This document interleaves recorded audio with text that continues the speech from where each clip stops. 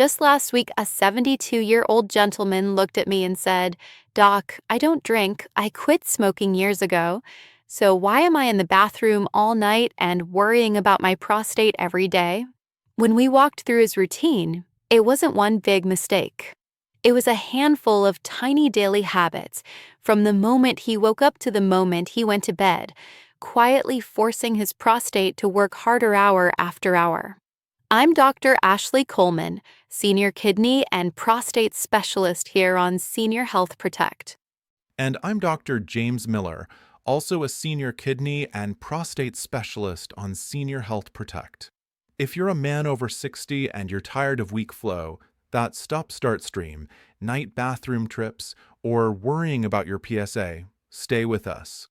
In this episode, we're going to walk you through 7 everyday habits that may be quietly overworking your prostate and what you can do instead.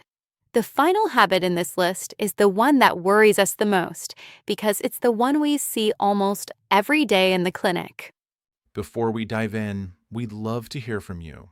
If you're comfortable sharing, how many times do you usually get up at night to pee 0, 1 to 2, or 3 or more? You can type your answer in the comments. We do read those patterns, and they help us choose future topics. Our goal today is simple. We want you to understand, in clear, simple language, what your prostate is dealing with every day, why some common habits make it strain more, and what gentle changes may help you protect it, so you can sleep better, worry less, and feel more in control. All right, let's start with one that sounds small but adds up over years. 7. Starting your day dehydrated. A lot of men over 60 start their day already behind on water. You wake up, have a strong coffee, maybe another one, and don't drink plain water until late morning or even lunchtime. Hour after hour, your urine gets more concentrated and irritating to the bladder and the area around the prostate. Think of your urinary system like a small plumbing system. When the liquid is thick and concentrated, it can irritate the inner lining of the bladder and the tube that goes right through the prostate.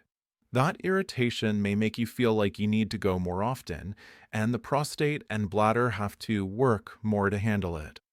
The common mistake is thinking, if I drink less, I'll pee less. In reality, very low water can make the urine more irritating and sometimes make urgency and burning worse, not better. For many men, a better plan is steady, gentle hydration from morning to afternoon. A simple starting protocol for most healthy men is this. As long as your doctor hasn't told you to restrict fluids, try one small glass of plain water when you wake up, then another glass mid-morning, and another with lunch. Sip, don't chug. If you're on fluid limits for heart or kidney problems, always follow your own doctor's advice first. A small secret tip is to keep a dedicated water glass on the kitchen counter. Many men tell us that if the glass is sitting there, they actually remember to sip during the morning. It's not dramatic, but over months and years, it can make your prostate's daily workload a little easier. 6. Powering through and holding your urine too long. Here's a very quiet habit we see all the time. Men will say, "Doc, I don't like public bathrooms," or "I was busy, so I just held it." So they hold their urine for hours while working at a desk, driving, or watching TV. When you do this day after day, you're asking your bladder to stretch and hold more than it should. The bladder sits right on top of the prostate. If you keep filling it until it's bursting, you can increase pressure in that whole area. Over time, that can make symptoms like urgency, dribbling, and that "I can't quite empty" feeling worse. We saw this with a patient named Frank. He delivered packages and kept saying, "I'll stop at the next place."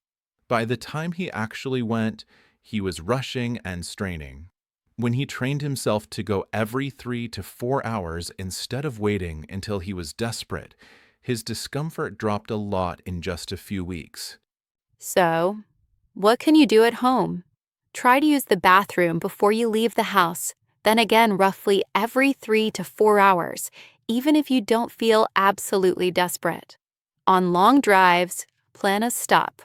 If you're a just one more email person, set a small reminder on your phone. If you feel like you can never empty your bladder or you get pain when you try, that is different. In that case, don't just push through. Talk to your doctor or urologist. Sometimes the prostate is already enlarged enough that you're not emptying well, and that needs medical attention. 5. Sitting for long periods with no movement. This one surprises a lot of men. Many of you are retired now or working from home. You sit in your favorite chair or at the computer for hours at a stretch with very little movement. When you sit for a long time, you put pressure on the muscles and blood vessels in your pelvis. The prostate lives in that same neighborhood. Long, uninterrupted sitting can reduce healthy blood flow, and for some men, it can increase that dull fullness or pressure feeling in the prostate area. There was a small study that found men who sat the most hours per day were more likely to report urinary symptoms compared with men who got up and moved regularly. It's not a cure, but movement appears to reduce risk by maybe 20 to 30%, and it definitely helps the rest of your body too. One of my patients, Mr. Lewis, loved his recliner. He watched TV for hours, only getting up at night to pee. We asked him to try a simple routine. Every 45 to 60 minutes, stand up, walk around the room, maybe climb the stairs once, and stretch gently. After a month, he still had some prostate issues, but he reported less pelvic pressure and slightly fewer bathroom trips. A practical plan for many seniors is this: pick a show or a game you like, and between episodes or at every commercial break, stand up and walk to the kitchen and back. If you use a timer, set it for 45 minutes. This is not about vigorous exercise. It's about breaking up the long, still blocks that can stress your pelvis and prostate. 4. Heavy evening fluids and just one more, late drink. Now let's talk about evenings, because this is when a lot of men get into trouble without realizing it. Many of you do fairly well during the day, but after dinner you enjoy big glasses of tea, soda, or flavored drinks right up until bedtime. The bladder and prostate don't get to clock out at night. When you pour in a large amount of fluid in the evening, your bladder fills while you're trying to sleep. If your prostate is already a bit enlarged, getting that urine past the narrow area can be hard work. That means more trips to the bathroom and more strain. The common mistake is thinking, I'm at home and relaxed, so I can drink as much as I like now. For your prostate, it's actually more helpful to move more of your fluids earlier in the day and slow down in the last 2 to 3 hours before bed, unless your doctor has told you otherwise. A simple protocol that helps many men is this: drink steadily from morning through late afternoon. Then, after dinner, limit yourself to small sips only. If your mouth gets dry, try small sips of water instead of large glasses of tea or soda. And be extra careful with drinks that also act as bladder irritants, like very strong tea or diet sodas. Before we move on, this is a good place to mention something important. YouTube conversations like this can only go so deep. Right. For seniors who want step-by-step lessons, simple diet plans, and printable guides specifically for prostate and kidney health, we've put them inside our channel membership here on Senior Health Protect. It's completely optional, but if you'd like more structured help, you can tap the join button and see what's included. And if you prefer something in writing, we're working on simple checklists you can download from our website, thhavitatrack.com, so you can keep these habits on your fridge. Also, if conversations like this help you, you can hit subscribe so you don't miss future senior health tips here on Senior Health Protect. It really does help more seniors find this information. All right, the next habit involves what you're actually drinking, not just when you drink it. 3. Late caffeine, alcohol, and relaxing nightcaps. Many men tell us, my evening coffee helps me stay awake for the late game, or my nightly glass of whiskey helps me relax. The problem is both caffeine and alcohol can irritate the bladder and the tube that runs through the prostate. Caffeine is a stimulant. It can make the kidneys produce more urine and make the bladder more jumpy. Alcohol acts as a diuretic too. For a man with an enlarged prostate, that means more urine, more urgency, and more trips to squeeze it past a narrow opening. That's extra work for the whole system. We're not saying every man must give up all caffeine and alcohol forever. But if you're struggling with night peeing, weak flow, or that feeling that your bladder never empties, it's worth testing a change. Many men notice fewer night trips when they cut caffeine after lunchtime and limit alcohol, especially in the evening. A practical experiment is this. For 2 to 3 weeks, try no coffee, black tea, or cola after 2 p.m. and skip the nightcap. If you still want a warm drink at night, switch to non-caffeinated herbal tea that your bladder tolerates, or simply warm water with a slice of lemon, as long as your stomach can handle it. Watch what happens to your night bathroom trips over that trial period. If you go from getting up 3 or 4 times to once or twice, you've just reduced a major strain on your prostate and your sleep. Then you and your doctor can decide how to balance enjoyment and symptoms. 2. Ignoring constipation and straining on the toilet. This is one of the most overlooked daily habits. Many men over 60 are constipated. They push, strain, and hold their breath when they go to the bathroom. A lot of them tell us, "That's just how I've always gone." Your prostate sits just in front of the rectum. When you strain hard with constipation, you are increasing pressure in the pelvic area. Think of it like squeezing a small, sensitive sponge between two hard surfaces. Over time, repeated straining can increase pelvic discomfort and may worsen urinary symptoms. I remember a patient named Harold who said, "I only go every 3 days, and when I do, I have to work at it." He thought his problem was just bowel-related. When we helped him soften his stools and reduce straining, his pelvic pressure and urinary urgency improved as well. Not perfect, but noticeably better. For many seniors, a gentle plan is to aim for soft, easy to pass stools most days of the week. That usually means more fiber from vegetables, fruits, beans, and whole grains, enough water in the first 2/3 of the day, and some movement like walking.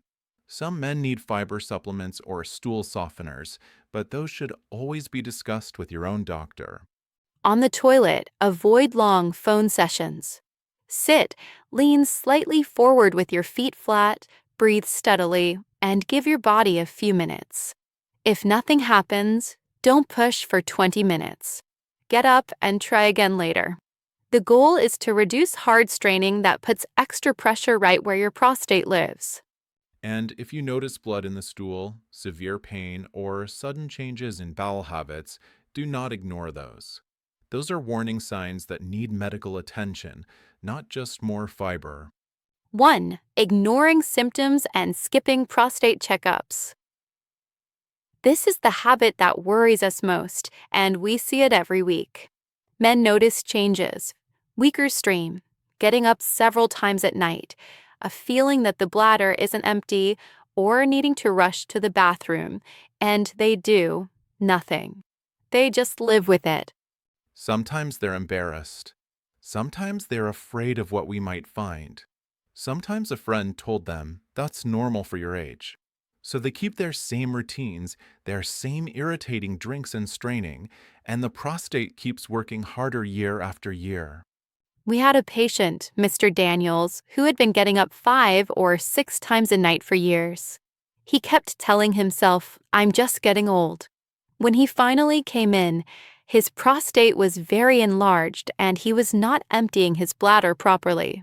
We couldn't turn back the clock, but with treatment and lifestyle changes, we were able to reduce his symptoms and protect his kidneys. He often said, "I wish I had come 10 years earlier." Getting checked doesn't mean you're signing up for surgery. For many men, We start with simple questions, an exam, basic blood work, and a urine test. Sometimes we add a PSA blood test or imaging. Then we tailor a plan, which may include lifestyle changes, medication, or just regular monitoring. Your daily habit here is either listening to your body or ignoring it. A good habit is this: if you notice new or worsening urinary symptoms for more than a few weeks, or if you see blood in the urine, feel pain, or suddenly can't pee, talk to your doctor. Don't wait months or years. And remember, research suggests that men who get regular checkups and manage their risk factors may have significantly fewer severe urinary problems and complications. Think of checkups as maintenance for your plumbing, not as a punishment. All right, let's pull this together in simple language before we close. Today, we covered 7 daily habits that may be making your prostate work harder than it needs to. Starting the day dehydrated, holding your urine too long, sitting for hours without moving, drinking heavily in the evening, using caffeine and alcohol late in the day, ignoring constipation and straining on the toilet, and finally, pretending your symptoms are just age and skipping checkups. You don't have to fix everything overnight. Even 2 or 3 small changes can help. You might decide to drink a glass of water in the morning, stand up and walk every hour, and cut caffeine after lunch. Or you might focus on softening your stools and scheduling that long-delayed prostate check with your doctor. The payoff we've seen in many men is real. Fewer urgent bathroom runs, less night waking, less pelvic pressure, and a greater sense of control and understanding. Even in your 70s or 80s, gentle, consistent changes can make getting through the day and the night feel calmer and less stressful. We'd love to know, which of these 7 habits do you think is the hardest for you to change, and which one are you willing to work on this week? Let us know in the comments. Your answers may help another man feel less alone. Thank you for spending this time with us here on Senior Health Protect. This conversation is for education only and is not personal medical advice. Always talk to your own doctor about your situation.